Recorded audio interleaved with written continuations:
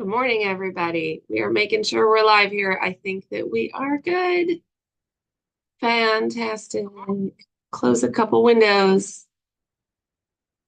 Everything looks good. Good morning. Happy Monday. Welcome to the studio, you guys.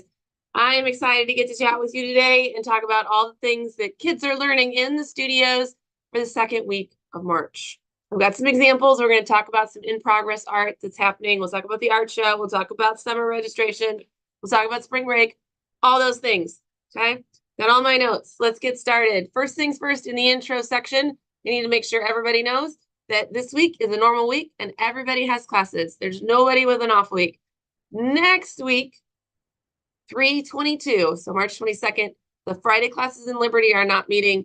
It's because LPS is not in school, and we can take it off. So we do. So nothing weird this week, but just be aware next week. We'll remind you next week, but next week, no Friday classes. That affects our creative explorations class and our fundamentals classes. And then just as an additional reminder, you can always find your schedule inside your Sawyer account, and the instructions for doing that are on our For Current Students website. You can find it at the very bottom in the footer of every single web page. Here we go. Talking about these preschool classes. So this month is all about Out of This World. It's about surrealism and the art of Salvador Dali. We've read Rainbow Fish, so all of our classes have read Rainbow Fish now. Our Friday class, because March 1st was a Friday classes are a week ahead of everybody. So my Friday classes last week did what my Monday, Tuesday, and Thursday classes are doing this week. So Monday, Tuesday, Thursday, you guys are reading the Lorax. You are making some mixed media tree art. And you're also making some Dali-inspired creatures out of plasticine clay. Plasticine clay is a soft, colorful, plastic-like clay. It's similar to a polymer clay, except it's not an oven-baked clay. This is the type of clay that they would use in claymation. So picture Gumby or Wallace and Gromit. It never dries out, so you can just leave it out and you can continue to play with it. You don't bake it in the oven, it will melt, but it's a really fun clay, so the kids will get to make animals out of that and then take them home. My Friday classes, you guys are a week ahead. So you did the Lorax like last week. And so this week coming up, you're going to be finishing out your month. It's already your third class of the month this week. So you guys are going to be reading one of my favorite books all year. It's called The Rock from the Sky, and it's by John Klassen, and it's amazing. A lot of dry humor in that one. We'll do some mixed media collage for that one as well. My multimedia classes. So it is mixed media month, which just means like it's really broad category, you guys. It means we can do anything we want as long as we're using more than one thing. We're doing 2D mixed media here in the studio, but there is some dimension to it. So my K1s and my second thirds, you guys, and my K thirds, you guys are making these dimensional bird collages. And last week I showed an example of that. This week I want to show you the pieces that we have started for these kids. Now, if there was ever a theme for mixed media month, it would be pieces. Pieces. There are so many pieces. Every class has pieces that they're putting together. So we create all the pieces and then they kind of get collaged together at the end of the month. We go through a lot of Ziploc bags in the month of March. So I'm going to pull some of these out. They are in Ziplocs because we, don't want to lose individual pieces for each artist. So we've got kind of these bird-like shapes. That was a really fun exercise for them to get to pick out their shapes. They're very organic. I know I talked to Miss Laura, and she said that in her class, she started pulling out shapes, and she was like, does this look like a bird? And they were like, no. And then we would take another shape and kind of put it on top, and we'd be like, yes, it is a bird. And we kind of had a fun exploration of, like seeing something a little bit different.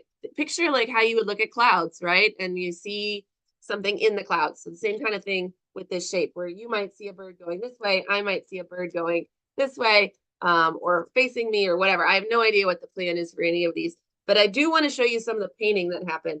So they got out the acrylic paints and we layered on paint. So this one here, I don't know if you can see it. I tried to pull ones that don't have green on them, but this one has like some pink on it as the first layer. And then we've got some blues and some whites and some purples, and there's a print on it. So we got to use our printing skills and our texture skills. And there's some really great acrylic painting techniques. So there's one I wanted to show you. I'm gonna pull out a couple more, okay? This one is so fun. I'm really excited to see what these guys do with this. Oh, that one's stuck together. Come on. I just pull things out of the closet, you guys. Not a lot of prep work going on, but there is a plan with this one. I can tell. So this would have been a stencil that they would have selected and chosen. I don't know how it all goes together, you guys, but I think there's a plan. So we've got this one. Really fun. Again, I had to pull the ones that don't have green. There were some really great ones in the closet, but I was like, that won't show up on my computer screen. Check out this one. How fun is that? It's really great. I think that's probably a doily. We had some like scrap, like stencils or recyclables that do some amazing texture. So I don't know how it all gets put together, but there's some good stuff happening. One more, I'll show you one more. And while I'm getting it out, I'll talk about what the kids are going to do this week. So they did such a good job, you guys. That was a lot of painting, a lot of decision making too that has to happen in the week one, and I'm so proud of them. So this week, if there were a shape that was kind of okay, but not perfect, they're going to be able to grab some scissors and do some reshaping of some of their cardboard. The instructors already cut these kind of organic shapes out, but they can alter them. That's easier than giving great big pieces of cardboard for them to cut. But I don't know which way it goes, but I'm sure there's a plan. So they'll do some reshaping with scissors. If there's still some pieces that they didn't get painted, they'll get to paint those. So do wear old clothes in case we have paint out. I mean, do wear old clothes, because even if your kid isn't painting, if somebody missed class last week, they might be painting. So when the acrylic paints are on, it's always a good idea to wear your art clothes. The other thing we're going to do this week is we're going to add another layer of texture to this. They'll have oil pastels and chalk pastels where they can add some details or some distressing. We'll get out some smaller brushes. We might add some shadows to distinguish between two pieces. Like I said, we'll do some cutting, and some kids might start assembling. And we've got two options for assembling these pieces here. We've got cardboard, like brads, so we can stick them in, and then you just, you can pull the two tabs back like this. And that allows us to keep a piece as something that's movable. Think a wing, right? And then we also have the hot glue. So if you don't really need it to move, you can do hot glue. There's lots of great things happening in K1, second, third, and K3 classes. Lots of assemblage and finishing of the pieces that we'll do this week. And then next week, we'll get out all the fun things that like our bonus stuff. So we're talking like glitter, feathers, googly eyes, pom-poms, yarn, ribbon, string, things that are very textural to put on top. Good stuff coming up for that class. All right, my 4th and 5th and my homeschool classes are doing a 12x12 mixed media piece, all mixed media this month. Their steps are painting and then collage.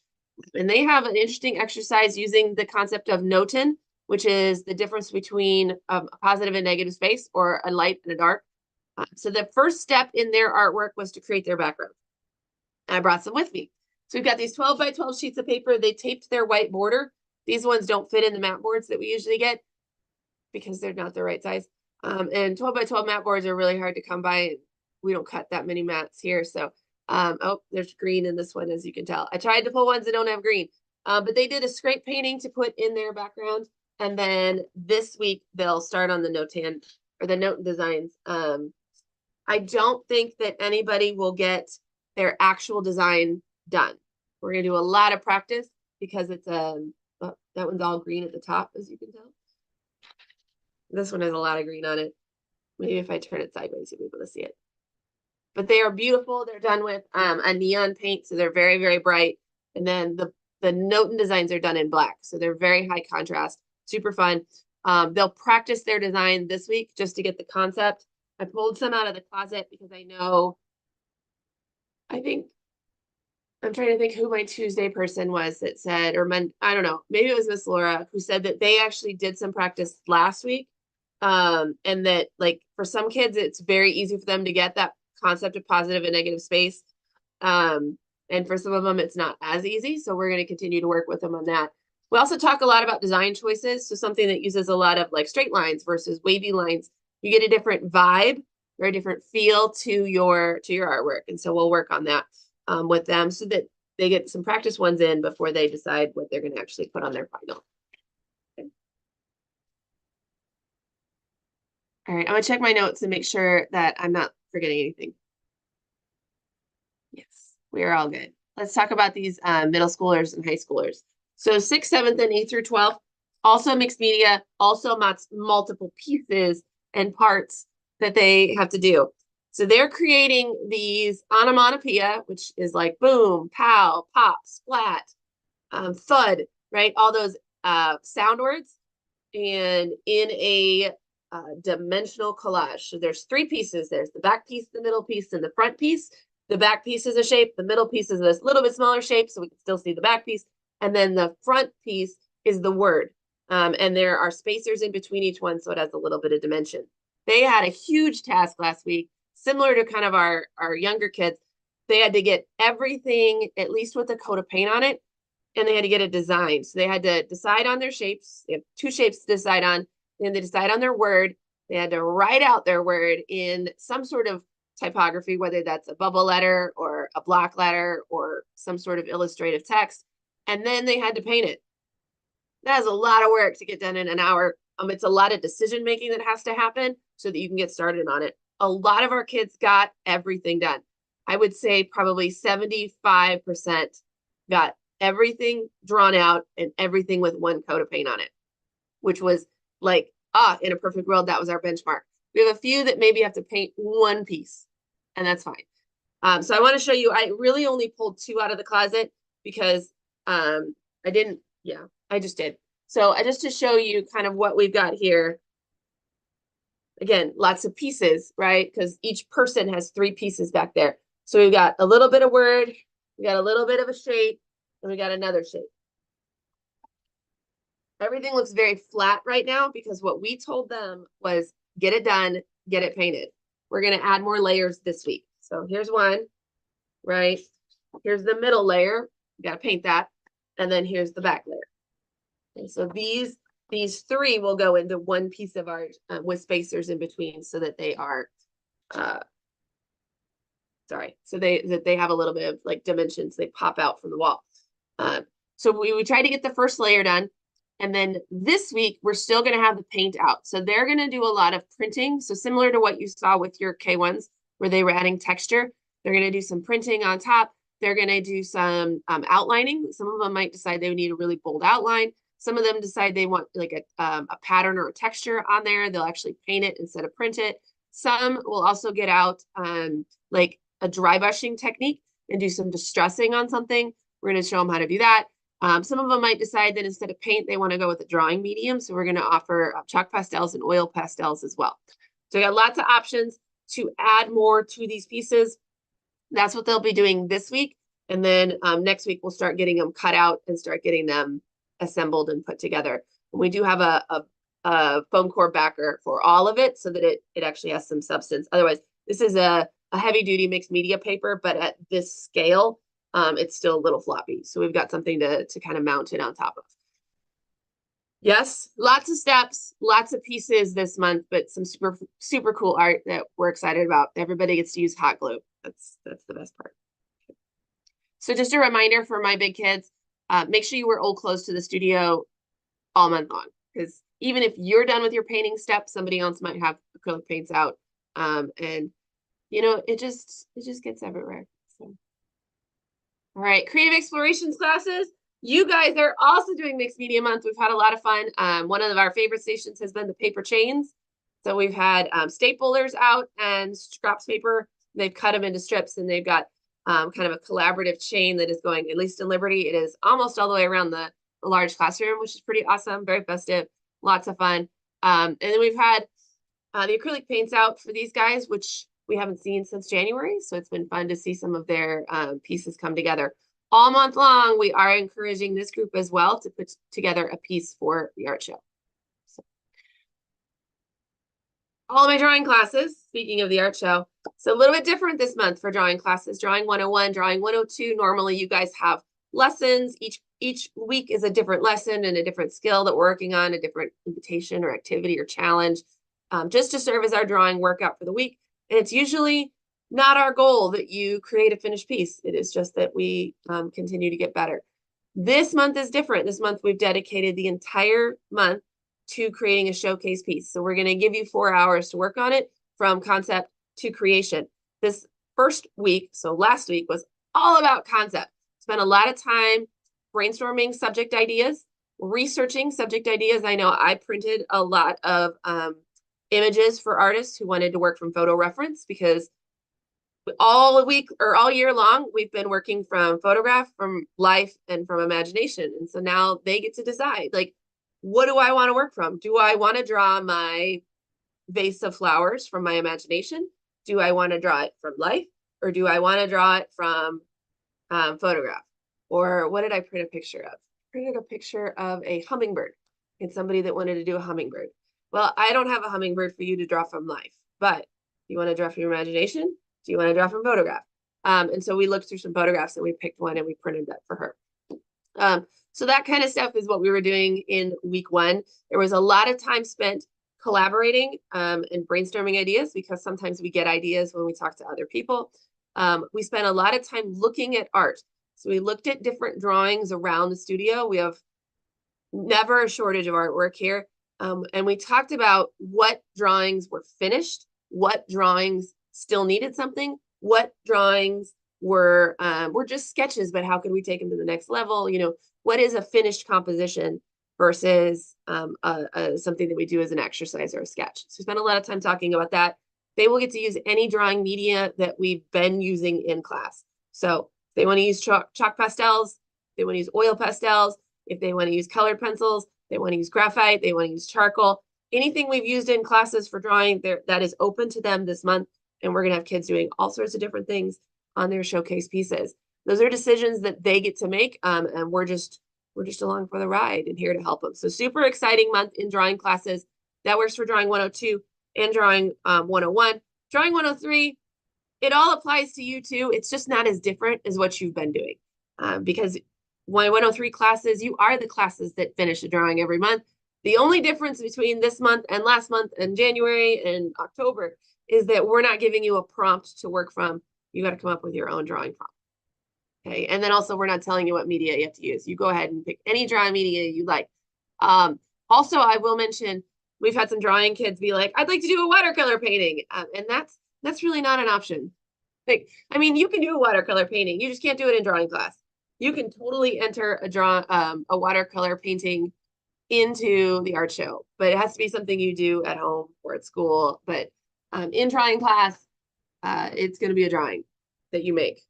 You don't have to enter it into the art show, but that's what you're going to work on this month. So just so we're clear, we're not getting out the clay for you guys. I'm sorry. Okay, couple of housekeeping things, and then we will move on. So first things first is about the art show. I put some more information up on the website today. I think it went live today. So the link is in your email. It's also, I'll link it in the Facebook post and things like that. But do check it out. At the very bottom, all I added was information on the submission process and mostly the awards and categories, because that changed from the previous years. I know I've mentioned it in the video before. For those of you who've been around a while, we've just made some tweaks. We've got a committee of instructors who have been meeting for about the past month and a half to talk through things and brainstorm. We took a lot of notes after last year's show about what we wanted to do to make it even better. And so we've been meeting to actually put those into place. So there's some new information out there. One of the biggest things is the number of categories. In the past, we've put your kids in categories based on the class they're enrolled in. So if they're in a drawing 101 class and they're a kindergartner, then the category they're in for their submission piece was drawing K-1. And it was just automatic based on the class they were in and what their grade was. We changed things up in 2 ways. The first is we added a whole bunch more categories rather than just having a multimedia category and a drawing category, which are and a preschool category. Those are the two categories we had, or three categories based on classes. We switched it up. Rather than basing it on the class that you're in, we're going to base it on the artwork that you put into the show.